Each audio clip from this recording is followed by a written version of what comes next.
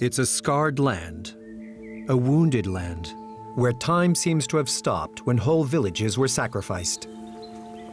And the hundreds of thousands of soldiers who fell during 300 days of bitter combat. This commemorative cemetery reminds the living of the important sacrifice made by these men. You always get emotional when you visit a cemetery. You look at the names and see their ages. Verdun is a word that sums up the First World War on its own. Today, there are no World War I soldiers left alive to describe the hell of battle. But sometimes, the dead continue to reveal certain secrets. Hello. We've almost finished cleaning the bones from Douaumont Fort. Every year, new bones appear from the soil, and with each discovery, Juliette and the Verdun pathologist carry out an investigation. Each object collected is carefully cleaned with infinite respect. Here are all the shoes. Show us the one with the laces.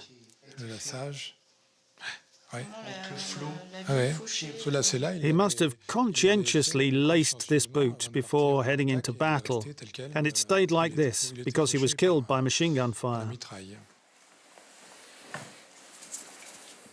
A real treasure is finding military dog tags, because then we can reach out to a family, to his descendants, and maybe even obtain a photo of a soldier in 1914, and that's sensational. This incredible heritage must next be passed on to a wider public. That's the job of this French-German tour guide. She has been crisscrossing this scarred region for almost 40 years. And notably, these tunnels beneath Vauquois Hill, which stretch out for several kilometers. I love guiding here because it's an exceptional battlefield. The only one with tunnels we can enter. It's like getting a taste of the war. It certainly is. A completely forgotten side of this atrocious war. In these tunnels, French and German soldiers were sometimes only a couple of dozen meters apart. This was for the French soldiers. Sometimes they stayed under the hill for 10 to 12 hours, patching up the tunnel and keeping guard.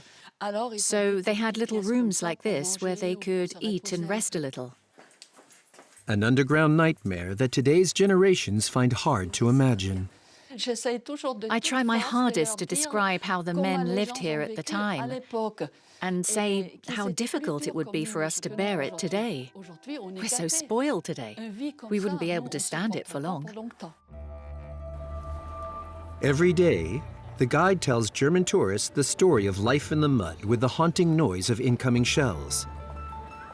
At Douaumont Fort, she tries to transport them back to 1916. That was just a small shell. Yes, a small shell. And in the region's forts, exploding shells like that one numbered an average of 2,000 a day. It's